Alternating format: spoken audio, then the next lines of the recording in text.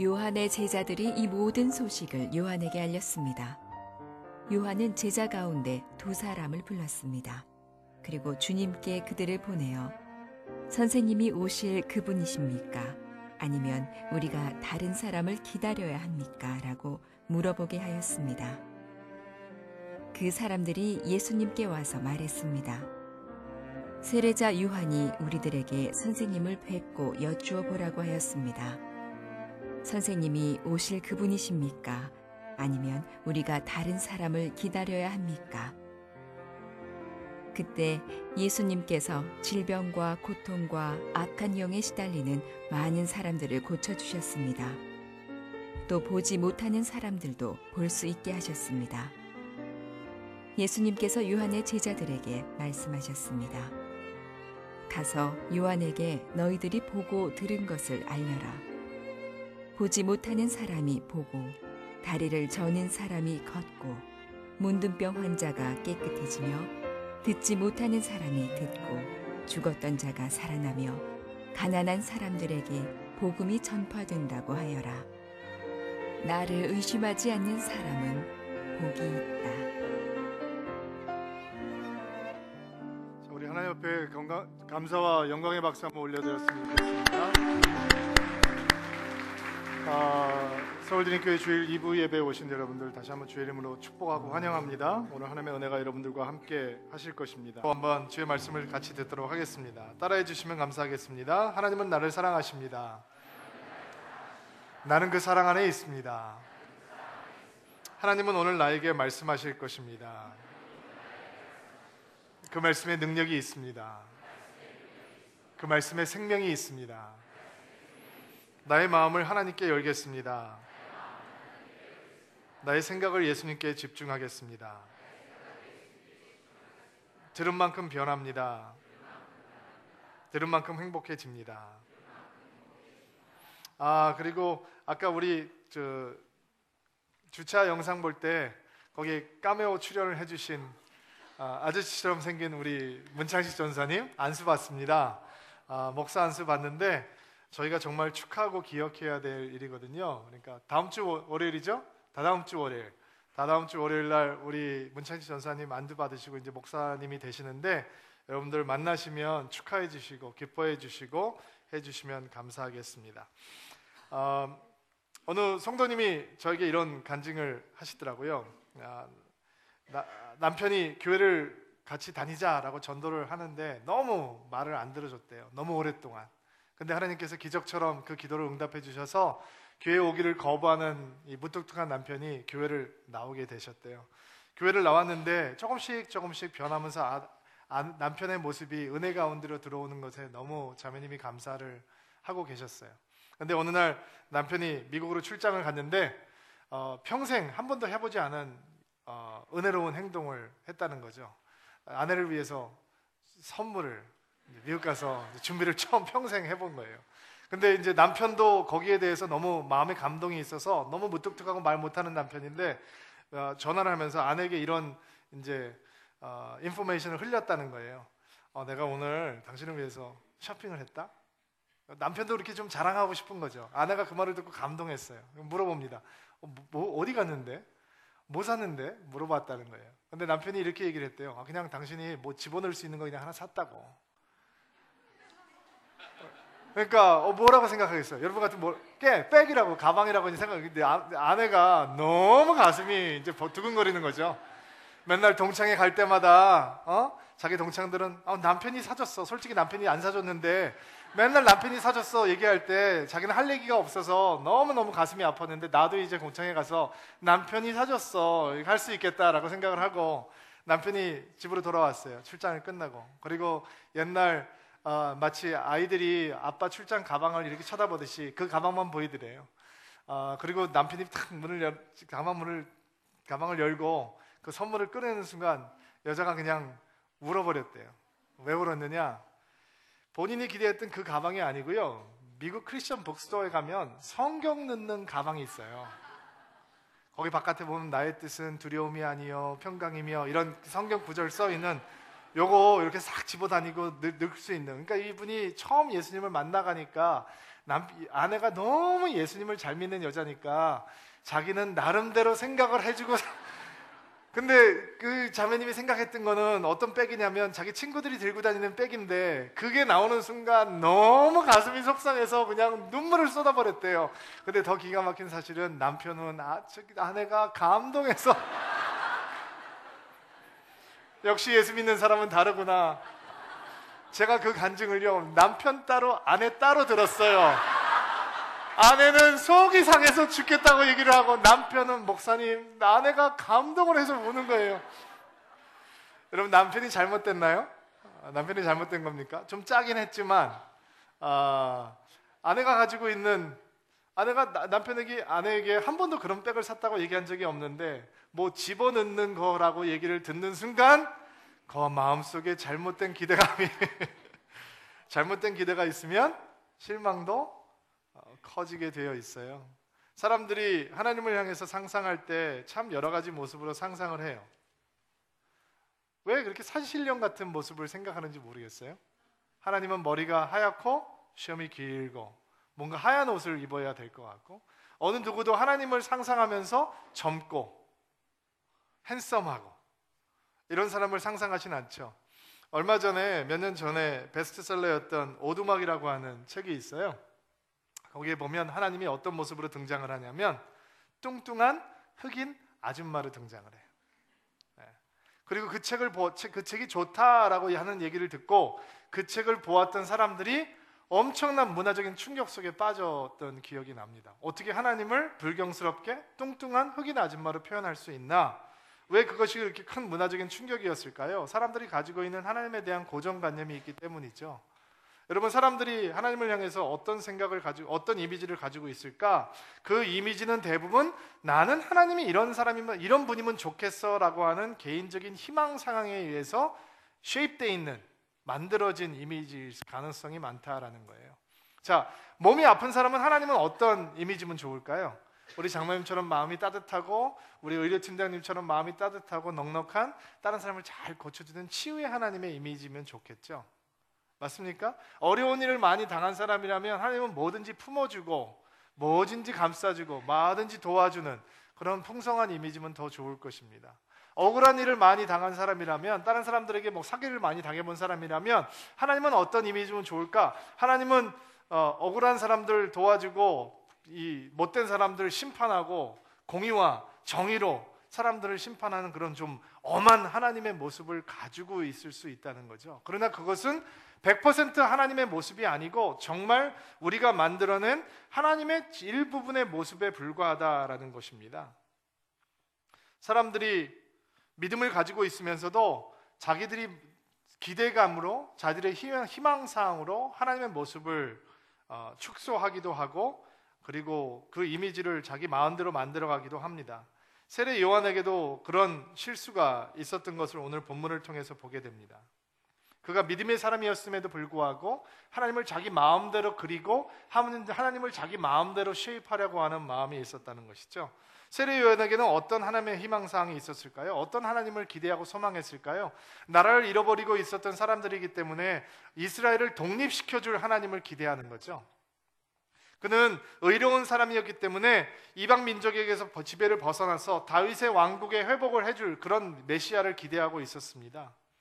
그는 도덕적인 사람이었기 때문에 하나님의 자신의 동생의 아내와 결혼하는 자기 동생의 아내와 결혼하는 그런 타락한 왕, 부도덕한 왕이 없는 메시아의 나라를 기대하고 있었고 알곡과 쭉정이가 싹 갈라져서 알곡끼리만 모여 살 수 있는 하나님을 전심으로 향하는 사람들만 모여 살 수 있는 그런 메시아 시대를 도래하고 있었던 것입니다.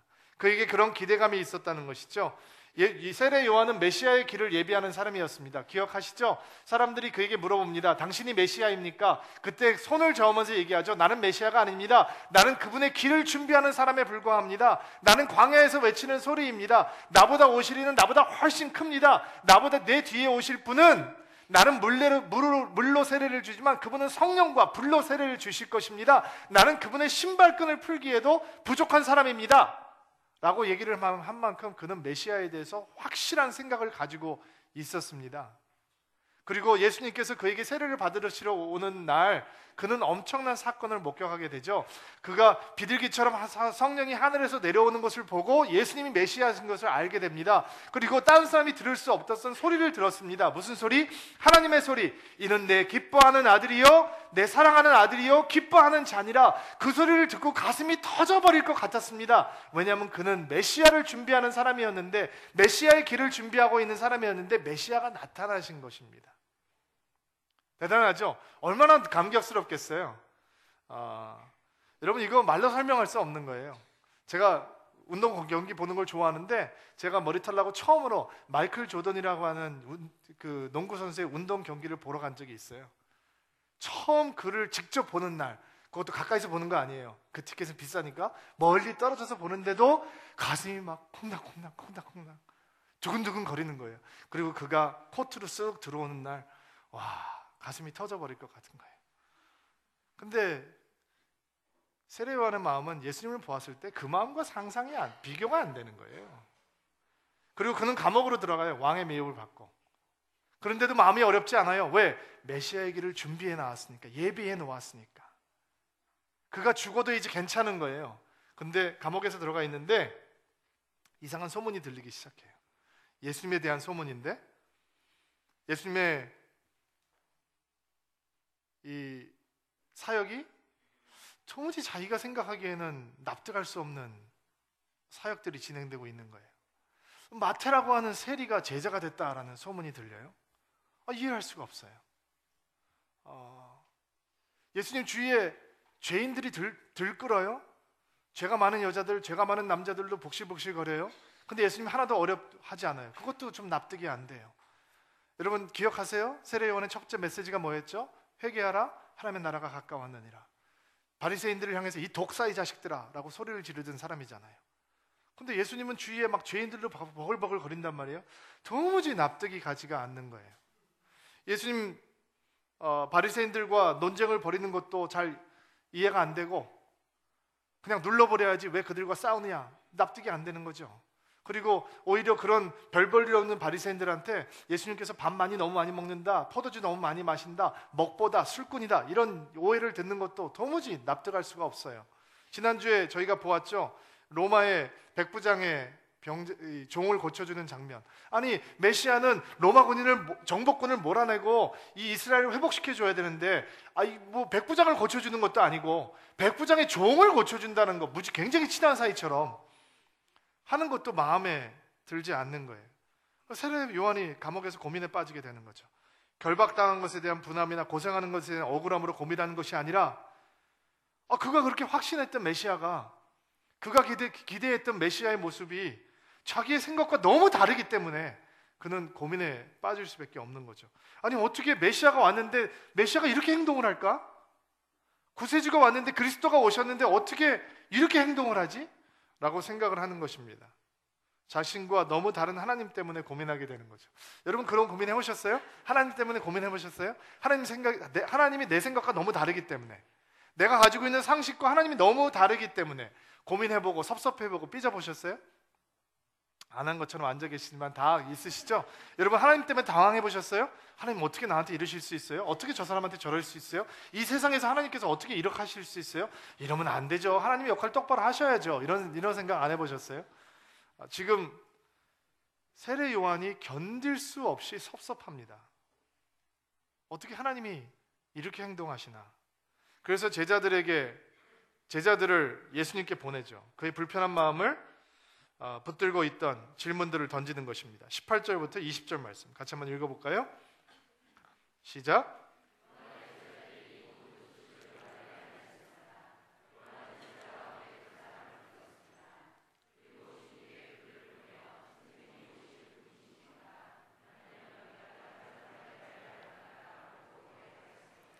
그 사람들이 예수님에게 와서 말했습니다. 세례자 요한이 우리들에게 선생님을 뵙고 여쭈어 보라고 하였습니다. 선생님이 오실 그분이십니까? 아니면 우리가 다른 사람을 기다려야 하는? 당신이 메시아입니까? 아니면 우리가 다른 일을 기다려야 하는 것입니까? 라고 하는 질문 속에는 나는 솔직히 당신 행동이 별로 마음에 들지 않습니다.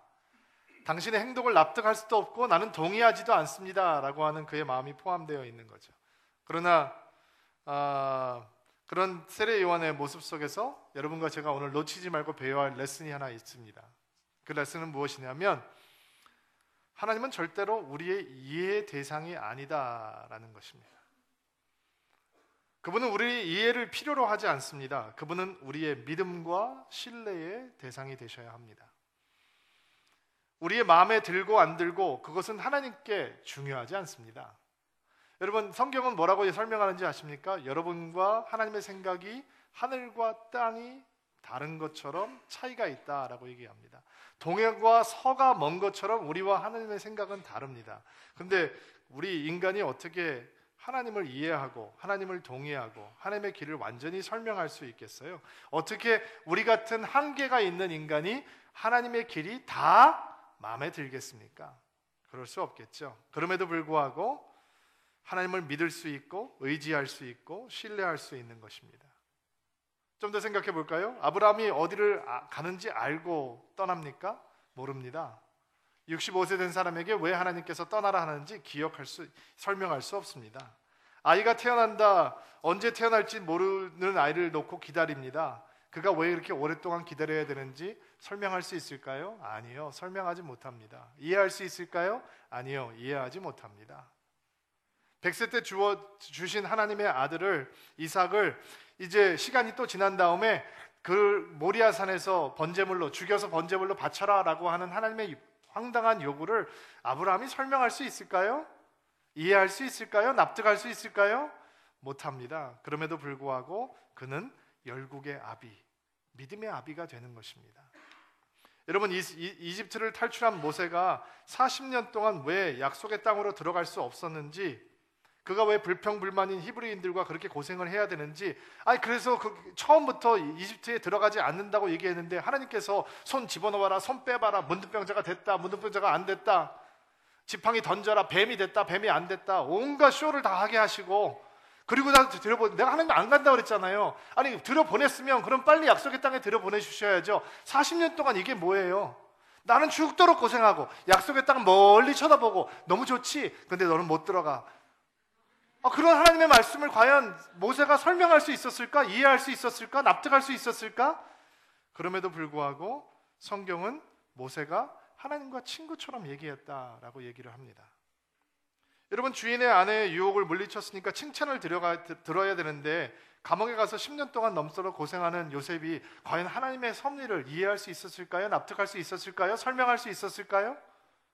우상 숭배를 안 하고 기도한다고 사자굴에 던짐을 받는 다니엘이 사자굴에 떨어지는 순간 그 무시무시한 사자들을 봤을 때 정말 하나님의 뜻을 온전히 이해하고 납득하고 설명할 수 있었을까요?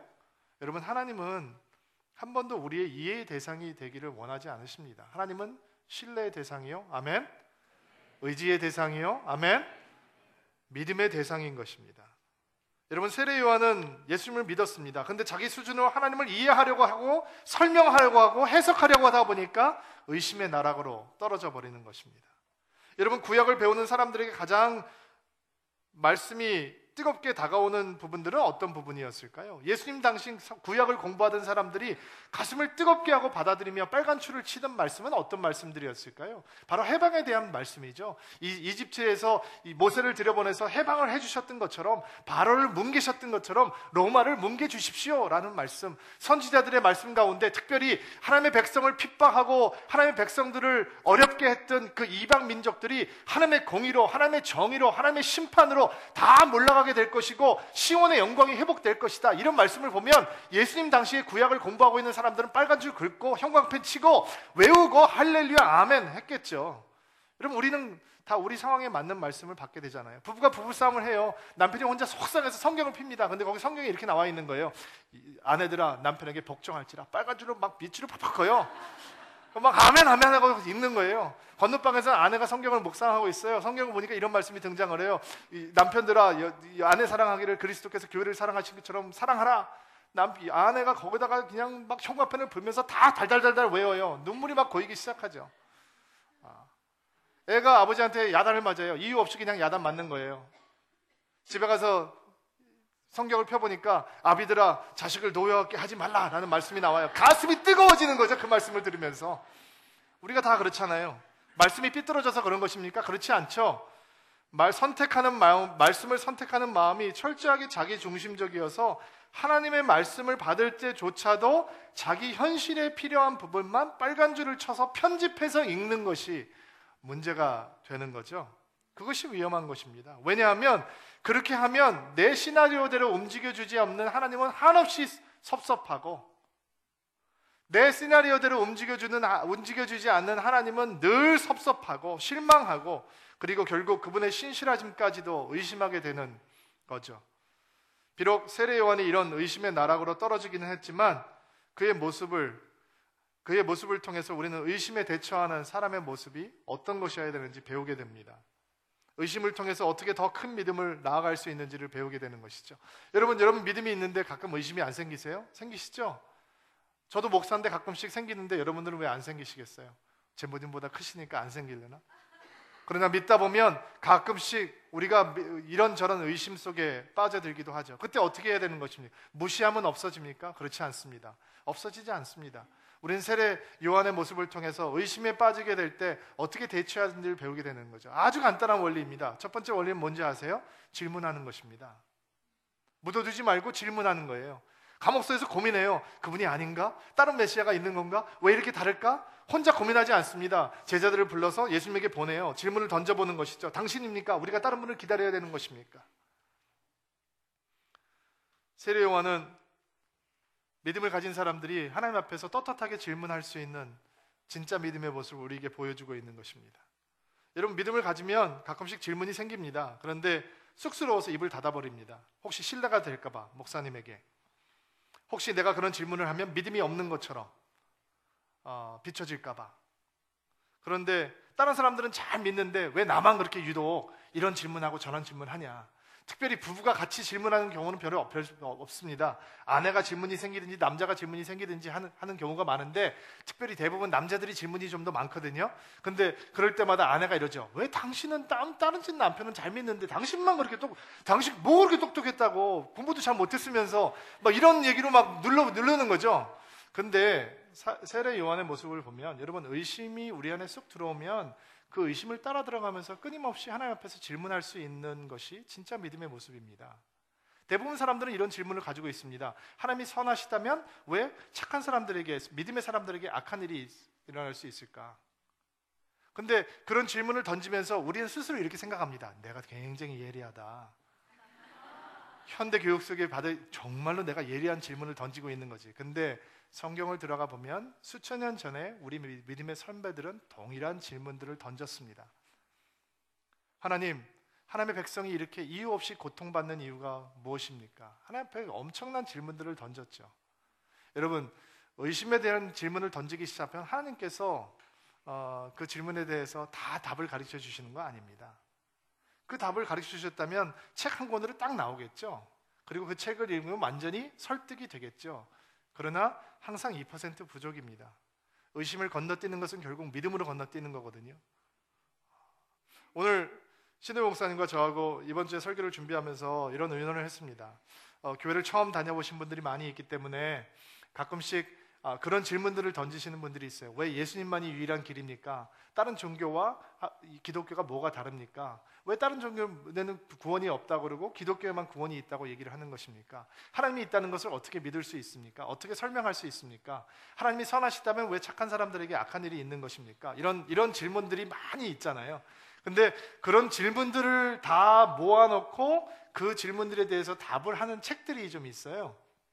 그래서 오늘 여러분들이 예배드리고 나는 좀 알고 싶다, 끊임없이 질문하고 거기에 대한 답을 얻어내고 싶다라고 하는 분들이 있을 것 같아서 안내 데스크에 책 3권을 저희들이 준비해 드렸어요. 여러분 주보에 보시면 3권의 책이 나오고 있는데, 폴 리틀 목사님의 이래서 믿는다, 리 스트로벨 목사님의 믿음 사건, 그리고 미국의 10대 설교가 중에 한 명이죠, 팀 켈러 목사님의 살아있는 신. 거기를 보면 그런 질문들에 대해서 고민하고 있는 분들을 위한 책들인데, 여러분들께서 오늘 필요하신 분들은 뒤에서 저희들이 책방이 따로 준비가 안 돼 있기 때문에 오늘 구입하시고 읽으시면 굉장히 좋을 것 같다. 그래서 책을 좀 준비해 드렸거든요. 여러분들 필요하시면 가져가실 수 있게 되기를 바랍니다. 자, 의심이 생길 때 질문을 던지는 것은 믿음을 가진 사람들이 할 수 있는 믿음의 동역의 행위이다. 여러분 기억하실 수 있게 되기를 바랍니다. 예수님은 의심의 질문을 받고 어떻게 대응하시는가 궁금하시지 않습니까? 21절 말씀. 예수님께서는 그 질문에 어떻게 답을 해주시는가 한번 읽어볼게요. 시작.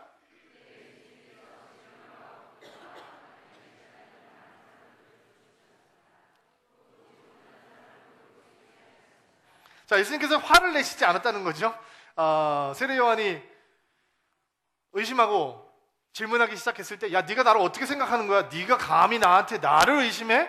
사람인 네가 하나님인 나를 의심해?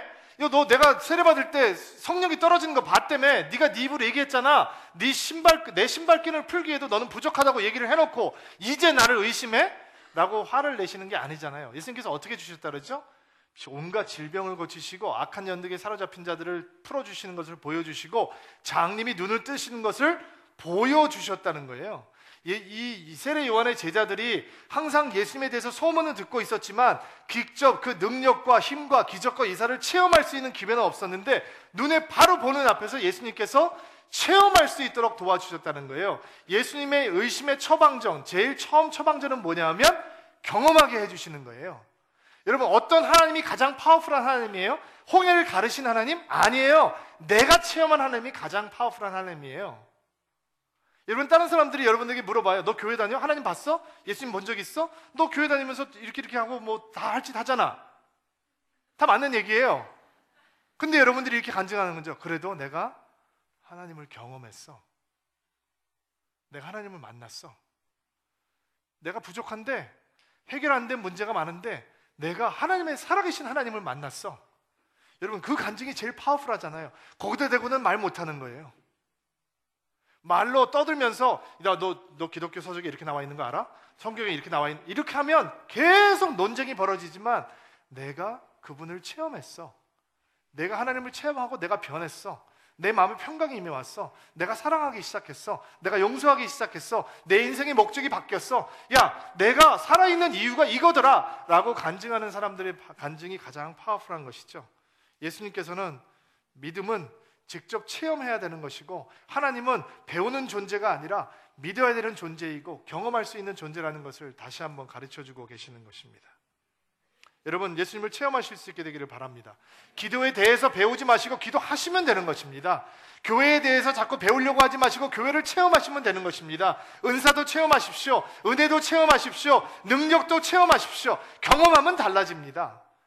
경험하면 내 삶 속에 있는 의심이 있더라도 우리의 믿음은 하나님을 향해서 끝없이 도약할 수 있는 것입니다. 저는 신학을 오랫동안 했습니다. 그럼에도 불구하고 제 믿음의 이성 가운데 아직도 답을 찾지 못하고 있는 것들이 가끔씩 있습니다. 그 의심이 있다고 해서 여호사 목사의 믿음이 없는 것이냐? 천만의 말씀. 내가 해결할 수 있는 의심의 그림자는 내 삶 속에 아직도 있지만 나는 주님과 어느 때보다도 가깝게 다가가 있습니까? 왜 그렇습니까? 주님은 체험하실 수 있는 하나님이시기 때문에 그렇습니다. 자, 두 번째 22절 말씀 읽어주세요.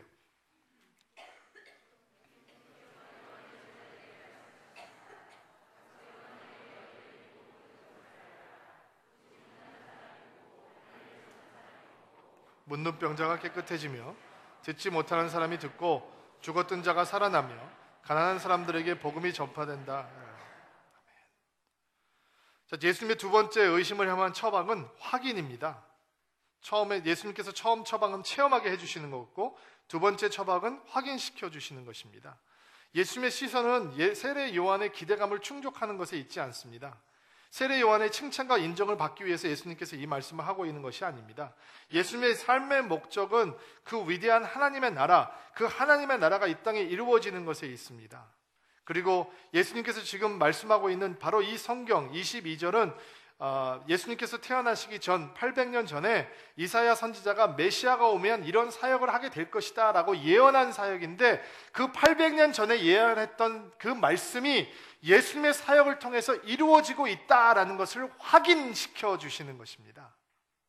그냥 예수님께서 기적을 베푸시면 사람들이 막 환호성을 지르니까 기적을 베푸시는 것이 아니고 예수님께서는 의도적으로 메시아가 행해야 될 것들을 행하면서 하나님의 나라를 선포하고 계셨던 것입니다. 여러분 들어보세요. 보지 못하는 사람들이 다시 본대요. 다리를 저는 사람들이 걷는데요. 나병 환자들이 깨끗해진대요. 듣지 못하는 사람들이 듣게 되고 죽었던 사람들이 살아내고 가난한 사람들에게 복음의 전파가 된대요. 예수님 거시는 곳에 그런 역사가 나타난다는 거예요. 아멘.